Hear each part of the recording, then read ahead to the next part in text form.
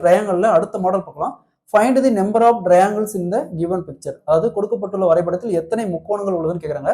So இந்த மாதிரி ஸ்கொயருக்குள்ள கொடுத்து முக்கோணம் கேட்டாங்களா, ஃபர்ஸ்ட் இது பேசிக்கு, இதை நல்லா அண்டர்ஸ்டாண்ட் பண்ணிக்காங்க. ஏன்னா இந்த சம புரிஞ்சுக்கிட்டாவே இந்த மாதிரி எவ்வளவு பெரிய சம் கொடுத்தாலும் சரி நம்ம ஈஸியா சால்வ் பண்ணிடலாம்.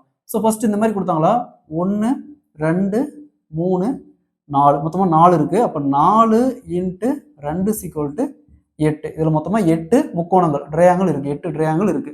ஸோ இதே மாதிரி தான் இதுவும். இங்கே 1 2 3 4 5 6 7 8 இருக்கு. அப்போ ஹையஸ்ட் வேல்யூ 8. 8 × 2 = 16 முக்கோணங்கள் இதில் இருக்கு. இதில் 16 முக்கோணங்கள் இருக்கு. நெக்ஸ்ட் 15வது டைப். இந்த டைப் பார்த்தோம்னா ரொம்ப ரொம்ப இம்பார்ட்டன்ட். எக்ஸாம்ஸ்ல நிறைய டைம் கேட்டிருக்காங்க. இந்த சம் பார்க்க தான் ரொம்ப பெரிய சம் மாதிரி இருக்கும், பட் ஆனால் ரொம்ப ஈஸியாக அந்த சம்மை சால்வ் பண்ணலாம். இந்த பேசிக் தெரிஞ்சா போதும் அந்த சம்மை நம்ம பார்த்த உடனே சால்வ் பண்ணிடலாம். ஸோ ஃபர்ஸ்ட் இந்த உள்ள இருக்கிற ஸ்கொயர் மட்டும் எடுத்துக்காங்க. உள்ள இருக்கிற ஸ்கொயர் மட்டும் எடுத்துக்காங்க. ஸோ இதே மாதிரி இருக்கு. இந்த ஸ்கொயர் பாருங்க, இதே மாதிரி இருக்குது. என்ன பண்ணுவோம், இங்கே 1 2 3 4 5 6 7 8.